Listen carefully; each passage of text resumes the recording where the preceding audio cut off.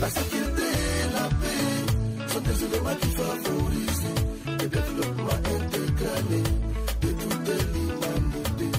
Sans la paix, sans la sécurité, toute l'humanité est en détresse. Construisons la paix.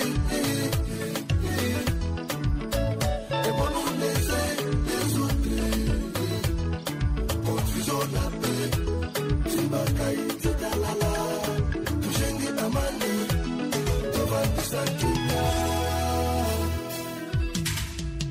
Bonjour chers auditeurs, auditrices et bienvenue à suivre l'émission Tujenge Amani, émission de l'ONG Action pour la paix et la Concorde APC, qui est une organisation des droits congolais qui a comme mission d'accompagner les acteurs locaux à la transformation positive de leurs conflits.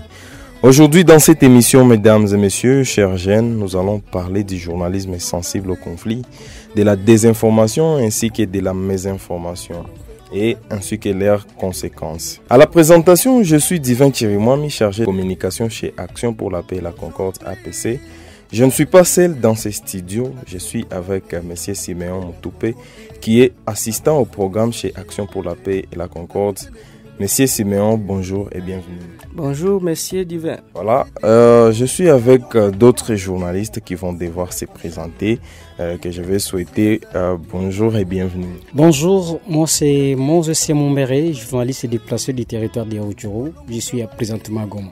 Voilà, monsieur Mose, c'est bienvenue dans cette émission. Merci beaucoup. Bonjour madame. Bonjour, merci. Je suis Annette Bahati Deodat, journaliste à la radio Taïna. Bienvenue madame Deodat. Je suis avec une autre dame que vous allez découvrir. Bonjour madame. Bonjour, je suis Huguette Ampipo, journaliste à la République.net, un média en ligne. Bienvenue madame Huguette. Nous allons directement commencer et vous expliquer les contextes et la justification dans lesquels s'inscrit cette émission. Et nous allons devoir donner la parole à M. Siméon Moutoupe. Merci beaucoup, cher Divin. Cette émission Tujenge Amani ou Construisons la paix est produite par APC en collaboration avec la radio LFM Goma. Un projet financé par la GIZ à travers son programme régional service civil pour la paix dans la ville de Goma et Bukavu, justement pour contribuer à la réduction des violences communautaires dans les deux villes précitées. S'agissant de ces projets, nous avons travaillé sur des aspects ou des facteurs de conflit, notamment celui lié à la désinformation et à la manipulation. Et pour cet aspect, nous avons renforcé les capacités des journalistes de Goma et de Bukavu sur le journalisme sensible au conflit, sur les discours de haine. Et on voudrait passer à la radio pour essayer d'élargir les champs de communication sur ces thématiques, tout simplement parce que l'analyse du contexte que nous avions fait a relevé effectivement que beaucoup de conflits et beaucoup de violences sont aussi tirent leur origine effectivement dans ce que nous consommons à travers les médias, à travers les réseaux sociaux, et que ça valait la peine d'éduquer non seulement les journalistes mais aussi la population qui consomme les informations sur la désinformation, c'est quoi, ses conséquences, c'est quoi par exemple les journalismes sensibles au conflit, évidemment en revenant sur la déontologie professionnelle qui régit la profession des journalistes. Et donc c'est dans ce sens-là que nous sommes là pour essayer de rééduquer encore la population de la ville de Goma, et nous allons faire la même émission dans la ville de Bukavu. Merci monsieur Siméon pour cette brève présentation du projet. On comprend qu'il y a quelques journalistes qui ont participé aux différentes formations organisées par Action pour la paix et la Concorde, avec qui nous sommes d'ailleurs dans ces studios et qui vont devoir nous parler du journalisme sensible au conflit.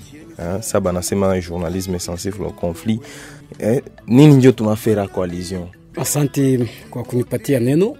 Wakati tunazungumzia kuhusu journalisme sensible au conflit, ya kwanza tujue kwamba tuko katika maeneo ambazo zinakuwa na fujo kila wakati. na mwandishi wa habari ni sharti apate kuangalia namna gani atatoa habari, namna gani atawapatia wakaaji habari ambazo zinakamilika, makusudi wakaaji wasiweze tu kuendelea kuishi katika hali za fununu. Yani mwandishi wa habari ni sharti kupata kuchambua, yani kuangalia habari ipi ambayo ni ya kweli, ambayo wakaaji wanapaswa kuisikiliza, makusudi watoke katika hali ya kuishi ndani tu ya kufikiria kwamba hiki kilipitika pale ama hiki kilipitika pale, lakini mwandishi ni yule ambaye ataweza kuleta mwangaza zaidi katika yale ambayo yalipitika katika kanda ama katika maeneo fulani fulani. Ndio, asante. Ni dada Annette. Asante. Wakati wanasemea juu ya journalisme sensible au conflit, ni wakati sisi wapasha habari tunasemea zaidi hapa mjini Goma. Tunaishi katika eneo ambamo kuna kwa ile migogoro ya jamii fulani fulani, na journalisme sensible au conflit na tuomba tutumike bila kulenga kulemea jamii fulani ama jamii nyingine. Wakati tulizungumzia mfano jamii ya Wahunde, inabidi pia tuulize jamii ya Wanyanga nayo inasema nini kuhusu ile swali yenye labda ilichochea sehemu ya Wahunde na ni Wanyanga njoo walichochea. Asante. Na dada Get, on kutambia quand on parle du journalisme sensible au conflit, tunaweza on fait allusion à quoi exactement? Merci. Benzangu bashasema mingi, ndaongeza. Journalisme sensible au conflit ni journalisme yenye iko juu ya kuminimiser ma préjugés na kufaciliter compréhension au sein de la population. Ça kuko problème entre les communautés. Il faut ni kazi kwa journaliste kwa kupermettre ile ma communauté iweze kukomprendre ile ma problème yenye inapitikana. Na journaliste akakamata parti pris, sûrement zile ma communauté zitaua na zitapigana mipanga. Alors tuko pale juu ya kupermettre population kukomprendre situation zenye ziko napita ndani ya mgini. Nous venons de comprendre qu'est-ce que le journalisme sensible au conflit. Quelques journalistes qui ont participé dans les formations bana te expliquer ce que c'est le journalisme sensible au conflit na maanisha nini, notamment wanasema ni à travers kazi yabo banaweza kufikia kureduire différents conflits mu communauté zao, à travers kazi ya ukweli, kazi ya kupatia kila mtu kauli, kila parti yenye iko conflit kuipatia kauli, notamment mkupana ma informations zenye ziko exact, impartial. Hapo wanakuwa des journalistes fiables comme on les appelle. Lakini tunajua kama comme nous sommes dans une région où il y a plusieurs conflits, les journalistes quand même, pour faire ce travail de journalisme, ils sont confrontés à plusieurs difficultés pour trouver les informations à donner au public. Alors, je ne sais pas quelques défis auxquels vous faites face. Merci beaucoup. Shida ambazo tunapitia wakati wa kutafuta habari ili tujuze jamii habari ambazo tayari zimechunguzwa, ambazo ni za kiukweli na hazitegemei sehemu fulani, inakuwa shida zaidi ya ma source d'information. Unakutana nina habari ya kwamba kuna mtu ambaye aliuliwa usiku, lakini wanashota vidole vya lawama jirani yake juu haiko wa kabila yake. Mwenye anayua ke hii habari nikizungumzia kuminjo mwenye niko nyuma ya ule jirani banashota kidole kia lawama bataniua usiku, anaogopa. Iya ce problème, unatafuta habari, unaiwa mtu manapashwe ongea kumejua na ofia usalama wake, kuna kwa ile shida usalama mdogo. Donc ma source zetu kila mtu anasema nikasema kwa hivi batanitafuta usiku. Ile inakuwa shida ya kwanza. Ingine shida tunapitia ni kanuni ambazo ziliwekwa wakati province baliitia sous état de siège. Unakutana labda kuna habari fulani, unatafuta source iko, unaiwa keni unjwa anapashwa jibia kwa hii question. Bila yeye peke kukuambia na yake ule njoo na kwa répondant kwa hivi. Lakini sana angalia parmi kanuni zenye zilitiliwa na état de siège, haiko tena autorisé kukupatia information. Na pale kwetu sisi wapasha habari tunatumika d'une manière la yenye haiko tena concrète. Hatutumiki tena gisi binapashwa kuwa uhuru wa habari kabisa, inakuwa kama yenye inafungwa zaidi, inafungwa kabisa juu haiko gisi tulikuwa tunapaza sauti kwa kuzungumzia swala zimoja zimoja, ndio gisi tungali tunaipaza kwa kuizungumzia kwa leo sueta de siege. Ndio. Ndugu Moses, unaweza kutuambia shida zenye mnakuwa mkipitia, les différents défis auxquels vous faites face pendant la période de conflit, en conflit quoi. Asante, kama vile dada ameweza kupata kuzungumzia hapo, nianzie kwanza tena kwa yale ambayo amekuwa kinena ni kuhusu ile source, yani source de formation. Tukamate mfano wakati ambapo kumekuwa shida ya ukosefu wa usalama kuna mara katika mji na katika vitongoji fulani hapa mjini Goma na kadhalika. Wakati ambapo unatafuta kuzungumzia swala hilo, ukaenda kwa mkuu kiongozi, utasikia wanasema sasa c'est secret d'état. Na wakati wasa wanasema secret d'état, kuna kuwa vitu ambavyo vingeweza kupatiliwa wakaaji wajue nini kilifanyika, lakini sababu wametia hiyo kitu ndani ya secret d'état, yote inavunjika na watu wanaendelea kuishi katika hali ya kutojua ni nini kilipitika. Yani ile ni shida kwanza. Shida nyingine ni wakati ambapo waandishi wa habari hawana tena hiyo hali ya kutembea katika maeneo ambazo zinadhibitiwa kuna mara na wale ambao ni wanamgambo, sababu nao tungepaswa kuwasikia wanazungumzia nini kuhusu hali ya inji, lakini hatupewe ile kauli ya kutia microphone zetu mbele ya wale ambao ni wanawaita wanamgambo wa M23, makusudi kupata kujua hii vita inaendeka namna gani, makusudi wakaaji wapate wakajua. Alafu serikali inatukataza sisi waandishi wa habari kutia microphone yetu mbele ya hao wanapigana pamoja na serikali. Hiyo pia nayo kipingamizi. Kipingamizi nyingine ni wakati ambapo sisi waandishi wa habari hatulipwi kikamilifu makusudi kupata kutafuta habari bila kutegemea. Sababu utakuta leo waandishi wa habari wanakuwa tu wenye kupata kuselelemba kwa migongo ya wale ambao ni wanabunge ama wadepite, alafu hata uweza kupana habari kikamilifu sababu wamempatia $10, alafu anaenda akaendea tu kwa hiyo communication tu ya nani ya mwanabunge, hata fanya hiyo wanaita traitement impartial ya habari, na hiyo inakuwa ni vitu ambavyo vinatuacha tufanye kazi yetu vikamilifu katika kazi yetu ya kuandisha habari. Asante ndugu Moses, na bila kukao tutampatia dada Iget kauli atuambie defi gani wanakuwa na faire face wakati kuna mizozo fulani ndani ya community. Kuko ingine defi kabambi yenye wenzangu wakumensione ni sécurité ya journaliste. Tuko na problème sana sa tunaenda ma terrain. Donc kuko ba autorité ba moya wenye hawayo différencier ni ba manifestants ni ba journalistes et autres. Donc banapendaka watie mupanie moya, même bana mettre à part sécurité ya journaliste. Imaginez moko na couvrir conflit, uko na casque yako, uko na gilet yako, mais ça kuna kwa ma tiraillement, ni wewe unavala gilet yako batakuembarquer na ba nani na venye viko concerné juu ile ma conflit. Donc pas l'enjeu sécurité ya journaliste inakuwa en tout cas défi kabambi. Banaposha protéger aussi les journalistes, c'est ça qu'on a tafuta ma information parce que c'est pour le bien de la population. Merci chers participants, tunasikia défi nyingi mnakuwa mkifaire face, notamment l'insécurité, notamment la pauvreté qui ne vous permettent pas d'accéder dans différents coins ou dans différents milieux, mais aussi il y a le monnayage de l'information comme je l'ai entendu par des politiciens. Et là, les journalistes sont penchés, l'information n'est plus partielle, ils sont penchés vers quelqu'un qui les a donné quelque chose. Il n'a comme un défi en a pitié, mais aussi non accès à certaines sources d'information. Et ni batu benye, le pas choquois na ka information ka kusaidia, lakini hau accéder kwa sababu wana ils ont peur pour leur vie. Voilà.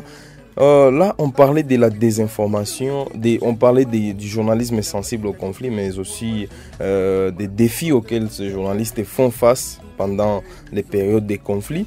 Alors, nous faisons face à des désinformations, à la mésinformation dans nos communautés. On aimerait comprendre, quand on parle de la désinformation, d'abord, qu'est-ce que ça veut dire quand on parle de la mésinformation qu'est-ce que ça veut dire? Merci. Quand on dit désinformation, c'est la diffusion d'informations fausses et trompeuses, souvent dans le but de manipuler l'opinion ou de s'aimer la confusion. Donc, on va tout manafaka expressement, on a informé watu na vile ni bongo pour qu'il a manipulé et tout ça. Des fois, tunazoea biona kwa politicien. Par exemple, un journaliste anaenda faire interview na politicien ou bien ana invité mon émission, mais les politiciens ne sera pas là pour aider la population, mais atapenda à manipuler en fait. Oui, à se même bien bas contre une autre personne pour que à tromper juste vigilance et à population. Genre des informations. Quand on parle de la mésinformation, ça veut dire donc c'est la diffusion d'une fausse information sans l'intention de nuire. Comme information zinatofikia comme un téléphone, tu vas voir une personne par mégarde, elle a partagé l'information bila vérifier. Parler déjà à ta tromper population bila intention ya kunir. Biko sana kuma réseaux sociaux tunavionaka. Oh, baliwa mutu hivi, mais quand on vérifie, c'est pas vrai. Oh, balingili à watu et tout ça, mais quand on vérifie, en tout cas, c'est une fausse information. Oh, M23 ameingia huku, amefika huku. Quand vérification est quoi, c'est totalement faux. Donc, voilà. Merci, Madame Iguette. Nous allons prendre Moses. Oui. Ça, on a ces mes informations, on a ce qu'il y a une désinformation. C'est ce que ça veut dire. Tuanzie kwa ile ya désinformation kama vile dada ametoka kusema pale. C'est qu'il y a quelqu'un ubi mtu tu iko mu usingizi wake ubi alilota anaandika tu kitexte dans le but justement ya kufaire peur kwa watu. Na anayua kwanza kama iko premedité ni bongo. Donc anakiunda tu kusudi asikie nini kitakuwa katika community. Na ile inaleta wakaaji kutoweza kuwa na habari kamili, sababu huyu mtu wakati alikifanya vile alipenda kwanza watu waingie katika nini, katika confusion juu ya kitu fulani. Na alafu sawa nasema mésinformation c'est que mtu alipata habari ama mtu amefanya habari lakini alikuwa anakifikiria kama ni habari ya kweli lakini kumbe ni ya uongo. Kumbe itabidi afanye nini? Kama ni mwandishi wa habari afanye kitu ambayo anaitaka demanti, na itasaidia wakaaji kupata kujua manake kule kulipitika jambo lakini kumbe halikuwa lile, lilikuwa hivi. Na hiyo inawasaidia wakaaji kupata kuwa tena na maarifa zaidi kupitia ile ya kurudia kwenye mitambo na kuonesha kwamba hapana, haikukuwa kundi fulani lakini ilikuwa kundi fulani, lakini yeye alikuwa amekwisha kuipana kwa mbele, alafu itabidi arudi asahihishe ile habari ambayo alikuwa amekwisha kuipana. Haitembei. Ndugu Moses, tamkamata dada Annette atuambie désinformation. Quand on parle de la désinformation, on fait allusion à quoi et à la mésinformation? Comme ilikwisha semeka, desinformation kama tunakumbuka vizuri inakuwa ni uongo yenye mtu anapasha wasikilizaji kwenye radio ama kwenye television, anajua ya kwamba habari hii ni ya uongo. Zaidi kwanza hiyo ile desinformation inazoea kuya ni kumitandao. Nilisoma ku page ya Igete bana publier hivi. Mina angalia ni Igete bilitoka kwa Igete ametembezea Papa Simeo. Mimi naona bambili bana bisema maki abiko bya bongo. Pourtant Igete na yake ilikuwa bongo vile vyenye alipublier ke bali tuingilia. Ijapo na yake ni bya bongo. Megisa asha partage na mimi napeleleza vile yeye peke alivifaa vile anasukuma kumtandao na nake ni bongo. Nani mésinformation inakuwa ni njogi sigisi Papa Simon anasema habari tunaipewa tunasema juu ya quelques jours bali sema volcan inatomboka. Volcan inatomboka c'était vrai, haikukuwa Nyiragongo gisi batu mabalikuwa yo volcan inatomboka na Mgoma kasema volcan itomboka banona tu ni Nyiragongo yenyewe na lekea Goma. Mais tulikuwa hatuna na precision. Shi tunani bya kweli volcan itomboka. Mais haiko Nyiragongo telike ba moya bali bisema.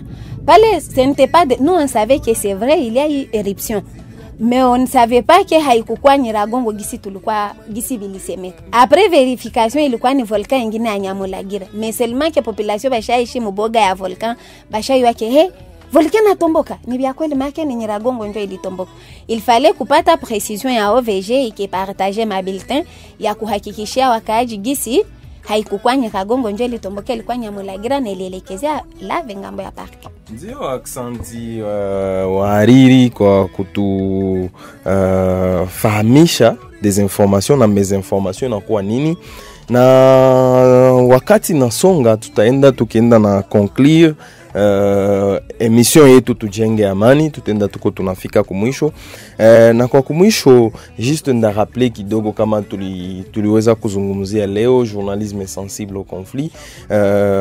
Wahariri walituonesha kwamba journalisme sensible au conflit ni journalisme yenye unapaswa kufanya kwa kusudi ureduire habari zako zireduire ma conflit mu communauté kupitia information ya kweli, kupitia information yenye unakamata parti zote en conflit, unakuwa partial kwa na unakuwa unaenda sur terrain, unapata mahabari unazikamilisha kabisa, lakini wanapitia shida fulani fulani, kwani usalama mdogo, ukosefu hata na ile kukuwa na parti pris parce que fulani alikupatia quelque chose, inakuwa madefi ambao wa journaliste wanakuwa wakipitia wakati kunakuwa mizozo fulani ndani ya communauté. Mais aussi waliongelea tena desinformation na mésinformation, kwani wakati wa conflit kunakuwa hiyo sana manipulation avec des informations. Mtu fulani anasema yani communauté fulani ndio ilifanya hivi, ni watu fulani ndio walifanya hivi. Ile mésinformation nao inawafikia wakati wanatombe mésinformation, sababu mtu fulani aliwaambia ni hivi ndio bilikuwa. Ni madefi wanakuwa wakipitia.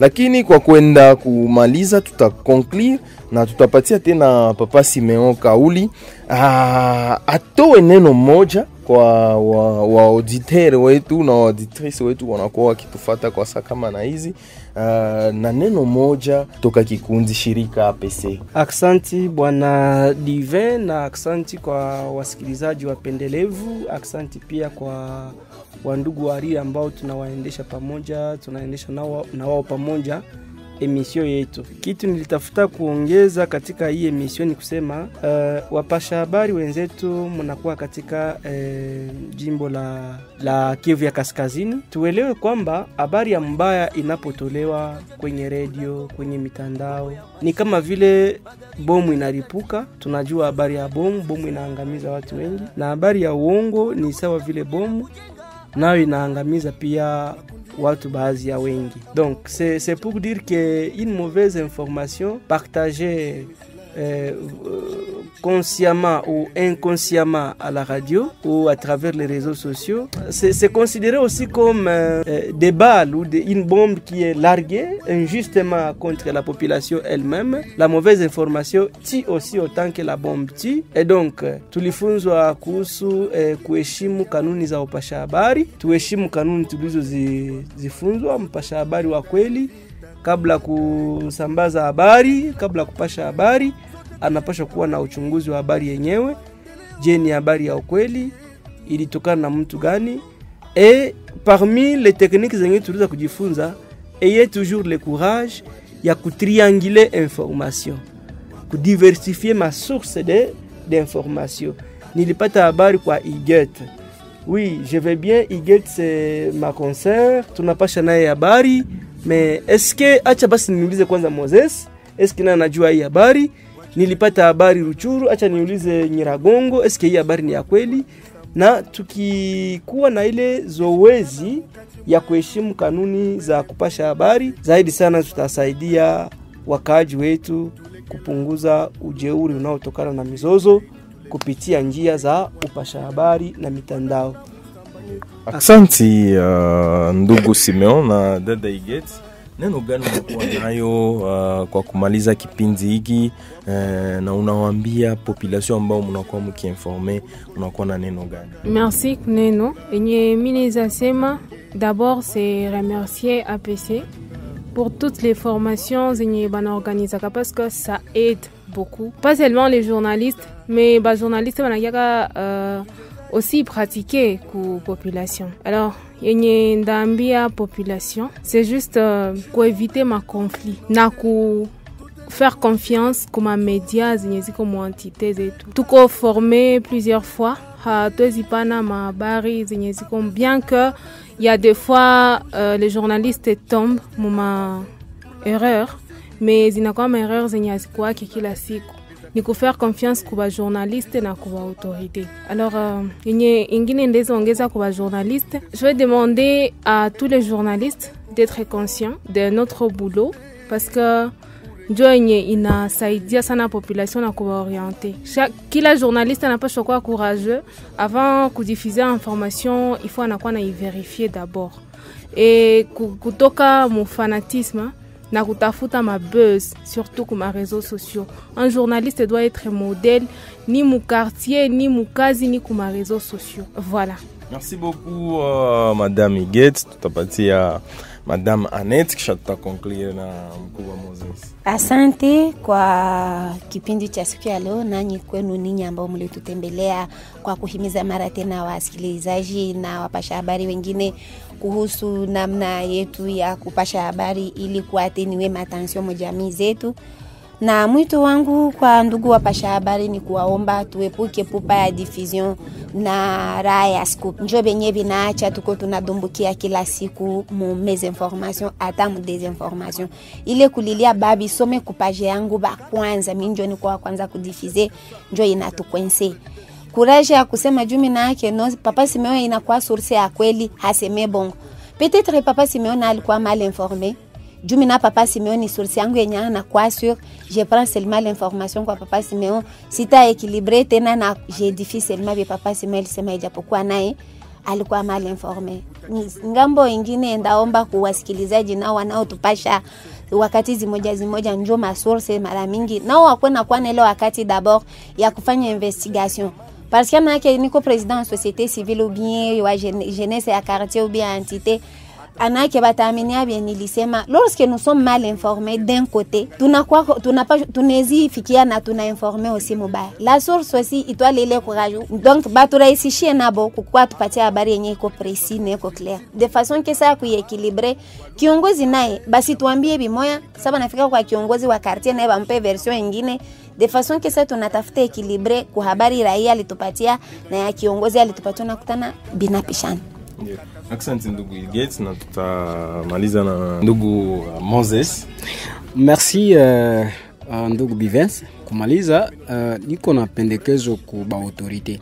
C'est que les autorités banapaswa rahisisha baandishi wa habari kukuwa na accessibilité à l'information. Parce que wakati bakubwa bana restreindre ile liberté, ile accessibilité, en fait andishi ba habari batajifie kuma sources zenye hazikwazo, kisha bakaje banaishi munini muma informations zenye haziko vrai. Kitu kingine taomba kubandishi ba habari qu'il y ait ce qu'on appelle qu'ils répondent à cette obligation de la responsabilité sociale du journaliste. Le journaliste anapaswa fanya kazi yake d'une façon indépendante, d'une façon claire, bila kukuwa na mapasha. Na wakati anatumika kazi yake mzuri yepeke, anakuwa pia iko nafanya nini?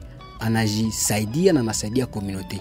Lakini wakati ambapo waandishi wa habari wanakuwa tu ni kukimbizana nyuma ya viongozi kwa kutafuta habari juu ya kupata pesa, nayo na discredite kazi yetu, na itabidi kila mtu akuwe responsable mu madiffusion yanafanya, akuwe responsable mu kazi yiko nafanya ya uandishi wa habari. Kwa wakaji wetu ifodre nao wakuwe na kuwa na timing ya kuchunguza ma information natoka kwa réseaux sociaux, parce que la plupart ya bakaji ba mingi wanaingia kanabo mkukimbia parce que balipata mahabari za kutoka kwa réseaux sociaux. Hakwanza uliza kama est-ce que hii information iko bien vérifiée, est-ce que tulifata, parce que leo ma réseaux sociaux zibisha kwa kama zinaprimer sana kushindia radio, alors que bakaji balikuwa wanafuataka radio ikisha sema njoo bana confirmer kama ndio ile habari ni ya kweli. Donc bakwe na wakati pia kufanya nini ya kufuata radio. Asante. Asante sana ndugu d'avoir accepté notre invitation pour participer à cette émission Tujenge Amani.